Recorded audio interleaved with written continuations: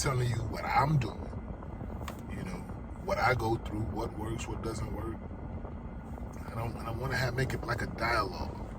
You guys watch these videos, you let me know what you feel. Let me know, hey Kev, you should have tried Mr. Believe, you should have tried.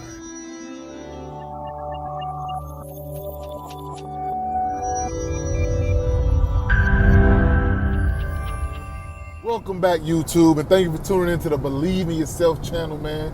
And this series is going to be a good one, man. I think you guys really going to enjoy this.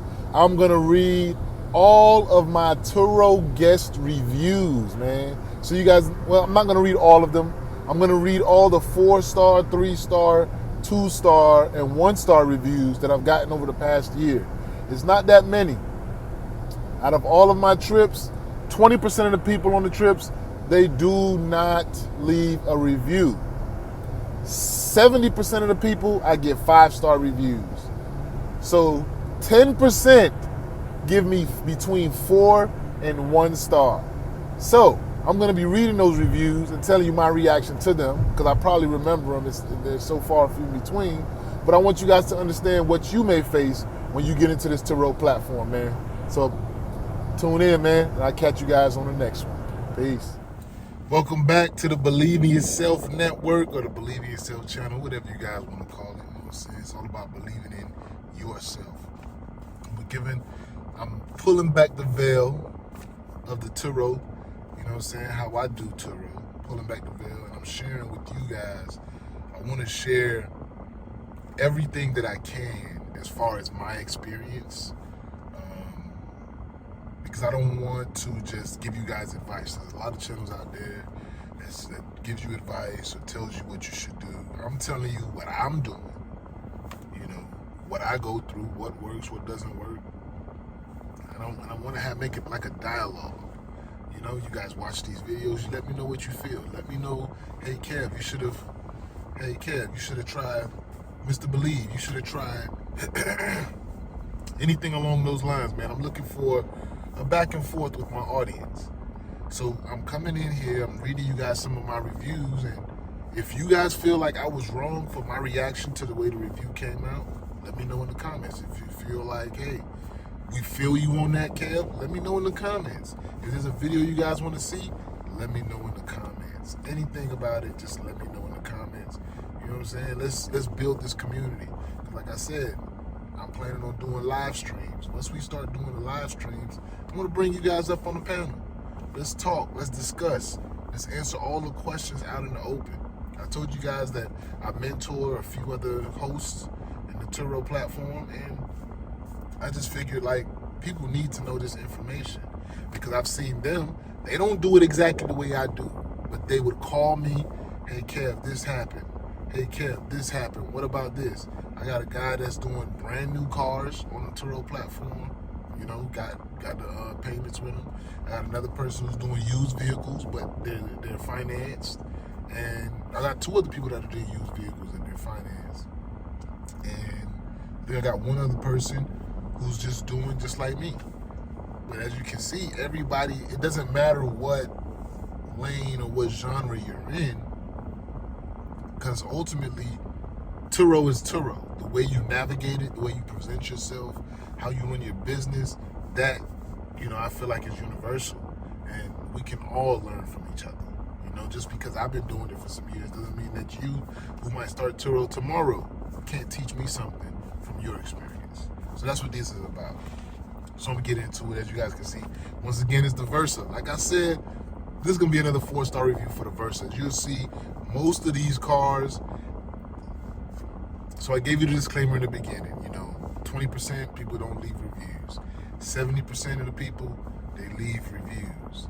And 70% of them are 5 stars. So I'm not reading you my 5 stars because it's all good. I'm just reading my 4 through 1 stars, because I had about 14 in a year. This is a full year that I went back, because you can only go back a year. A full year that I went back, and I wanted to look and find those bad reviews. Now, there was some other bad reviews, because like I said, 10% of my reviews fall between 4 and 1 star. So 70%, 5 stars. 20%, they don't review at all. 10% falls in between 4 and 1 star. And even those 4 and 1 stars, everybody doesn't leave a review. They just give you a rating. So the difference between ratings and reviews, a rating is where they give you 1 star, 2 star, 3 star, 4 star, 5 star. A review is when they actually give you the rating and leave something afterwards. So what I'm doing is reading the reviews from the 4-star ratings. And according to here, I got 1 more 4-star after this, and then we're gonna be getting into the 3, 2, and 1 star. So it's gonna get interesting, man. You're gonna really start to see the people come after me a little bit. But like I said, this is 10%. This is only 10%. All these reviews that are in this episode or in this series, it's only 10% of what you get. But I want to prepare you for that 10% because sometimes as a host, you'll get so caught up on the 10% that you'll forget about the 90% that's going really, really good, you know? So just keeping it all in perspective is a big part of why I'm doing this, man. I want to show you guys everything, the good, the bad, the ugly, so that when you step into this, that happens like, yeah, Kev told me about that. Oh, yeah, Kev told me about that. Kev told me about that. And you can handle it a lot better than me, because I know for me in the beginning, I used to be stressing. Somebody leave me a bad review. Oh, why? Oh, no, what? Now I've learned to understand you can't please everybody, you know? And I've also learned that with the lane I'm in, you get those people that have the Walmart taste, but the Walmart budget, but the Neiman Marcus taste, you know. So it is what it is. But this one I think is a really good review. I had to make some adjustments to the vehicle after this review. Like I said, in the last videos that you might have watched, bad reviews sometimes are not bad because they give you an opportunity to correct some things to get your car in line. Like, because I don't drive, like this is my Nissan Altima. So my Versa, my Jeep, and my Sonic, they're all out right now. So this car in particular, I drive this more often, and I drive my Mazda more often. So when those cars come back, I usually don't have, time to drive them. Sometimes they're just sitting there until the next rental. Like the Jeep came back, I want to say Tuesday, and it went out this morning. I didn't drive it at all in between there. So it's just, if somebody doesn't tell me something, sometimes I won't know. And it's not that I'm being neglectful. I'm watching, I see the odometer, it still has time for mileage. I look around, it doesn't look dirty. I vacuum the inside real quick, get it ready for the next renter. That's it. Like, I'm not really driving it.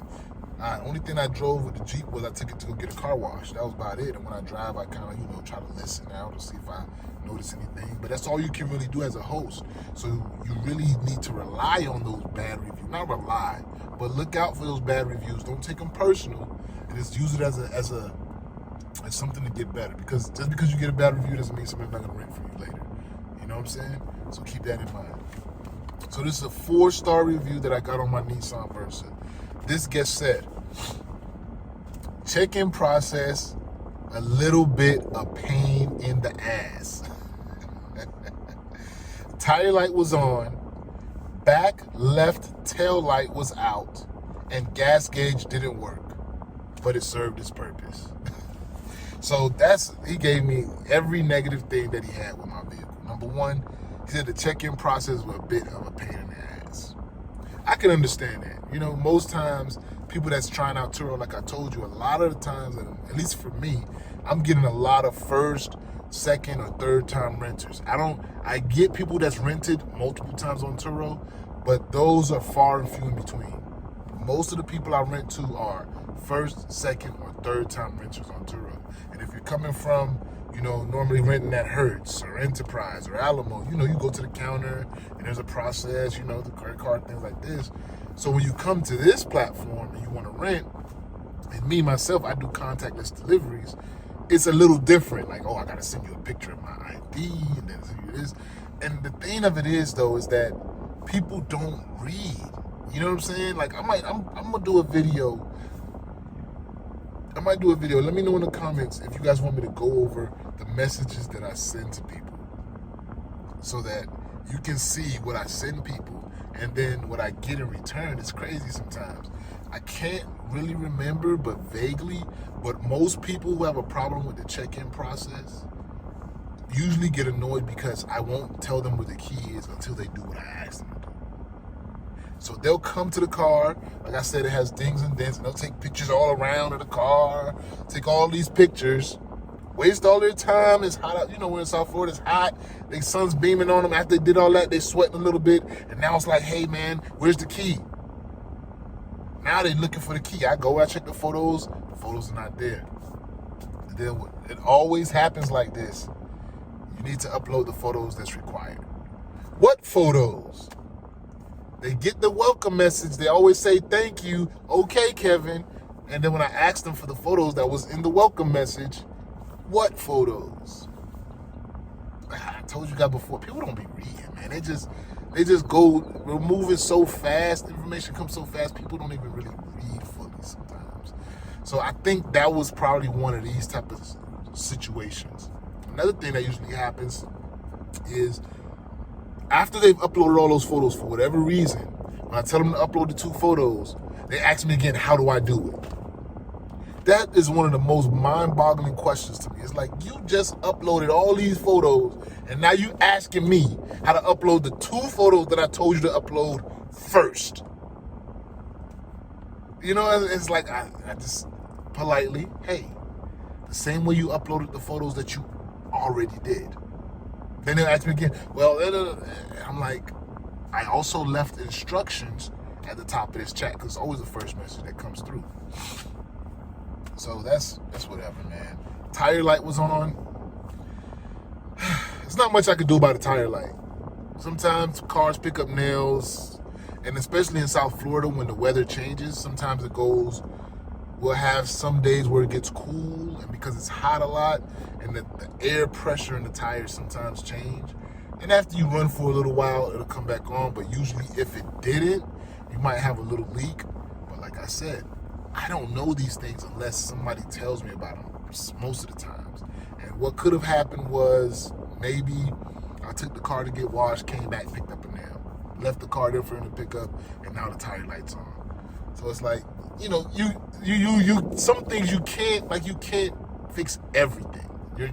These are cars, man. Something's gonna happen. You're not gonna always have a perfect trip. The back left tail light was out. Maintenance issue. I just had that happen to my Jeep Patriot. I replaced it, boom, boom, went, got the light, replaced it myself. Actually, that used to be something I used to always go to the mechanic, just tell them to do it for me. Like, it's so much easier. They charge me like $40 to do that. And I'm like, I go buy the light myself, under $15, takes a little bit of elbow grease, boop, boop, you're done. Less than 10 minutes. Like, it's not even that difficult. Once I learned how to do it, YouTube University all day.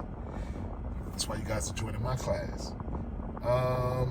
And the gas gauge didn't work. You guys already know how I rock with the Versa. It is what it is. Like I said, 70% of the people that ride in the car don't have no problem with it. 5 stars all day. It's the 10%, those 10% of people. And I could live with that. I can live with that. So what quirks can you live with, you know? Are you trying to buy some used cars? Let me know in the comments. What are some of the things that you feel you can work with or not? You know? Let me know, man. I'll see you guys on the next one. Peace. As long as you believe you can't make it, you won't make it. If you believe that you can do it, you will do it.